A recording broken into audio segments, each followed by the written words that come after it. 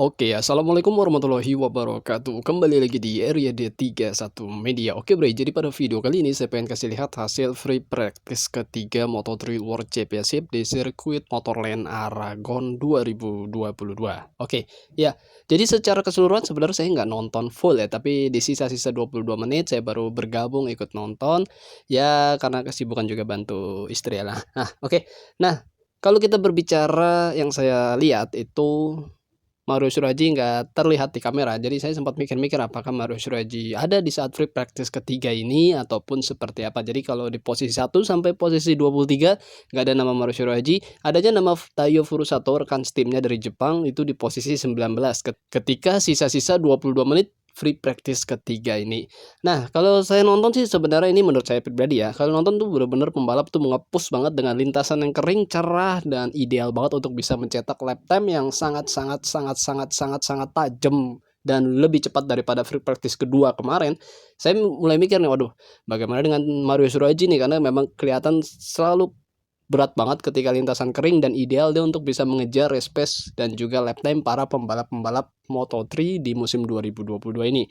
Nah, kalau berbicara hasil keseluruhannya, pembalap asal Turki gokil banget, kalau buat saya gokil banget karena dia semakin cepat, lap time-nya juga semakin dipertajam, jadi nggak bisa ketebak banget kalau untuk sirkuit Aragon ini ketika pembalap lain mencetak lap time cepat, disusul lagi, disalip lagi posisinya, maksudnya ya diturunin lagi, dinaikin lagi, diturunin lagi, dan itu keren banget. Dan sebenarnya ini bisa menggambarkan nanti ketika race bakal kompetitif banget pembalap-pembalap Moto3. Jadi nggak bakal jauh banget jaraknya, karena kalau kita lihat dari posisi 1 sampai posisi 20-an itu selisihnya di bawah 1 detik ya.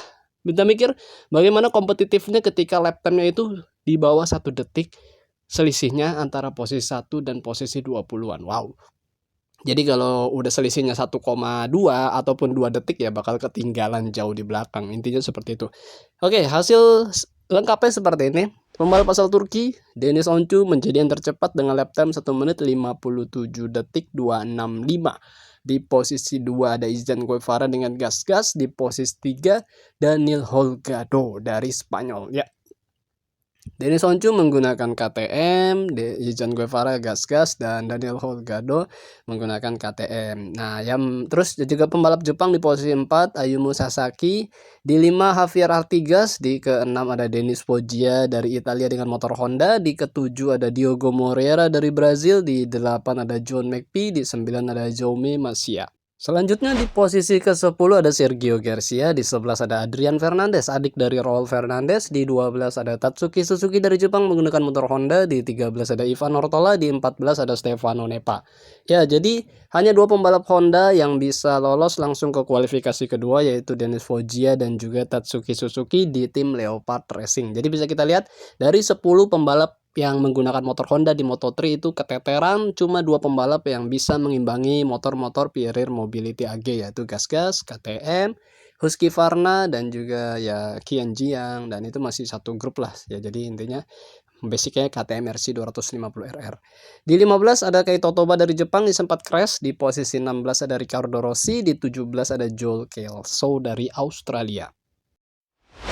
Ya, di posisi ke-18 ada Lorenzo Velon dari Prancis, 19 Carlos Tatai, 20 David Munoz, 21 Elia Bartolini, 22 Yamanaka, 23 Taiyo Furusato rekan tim Mario Suryo Aji.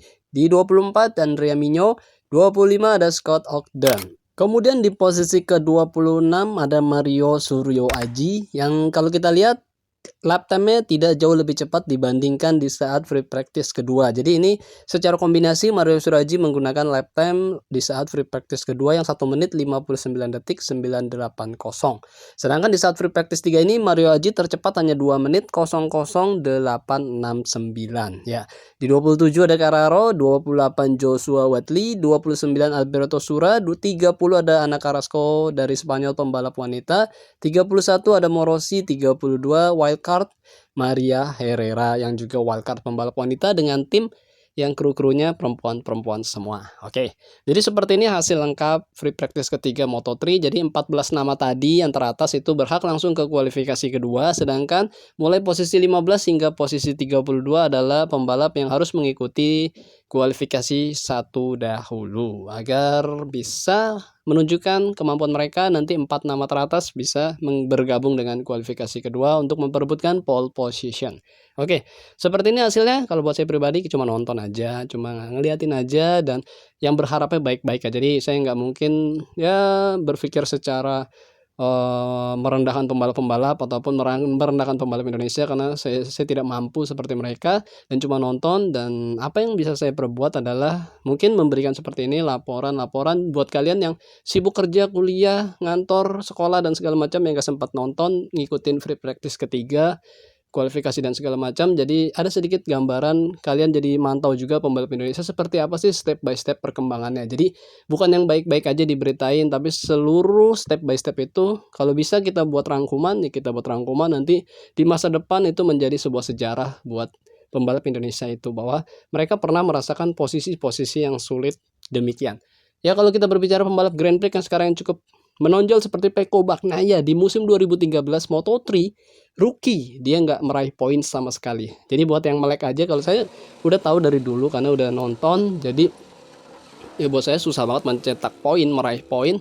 Jadi untuk seperti ini hasil Mario Suraji ataupun Fadil Arbi Edetama ataupun Wahyu Nugroho dan pembalap-pembalap Indonesia lainnya, buat saya it's okay, dia oke bisa meraih poin, bahkan bisa beberapa kali di front row. Itu sesuatu yang sulit. Bahkan ya tadi saya bilang Pecco Bagnaia yang kalian taunya sekarang mungkin udah wow, udah hebat, udah mantap di Ducati, jadi terkenal, ganteng dan segala macam, itu dulunya aja di rookie-nya nggak bisa meraih poin sama sekali. 2013 saya udah apa ya, udah buka usaha sih, udah kerja lah. Saya lulus 2007 sebenarnya.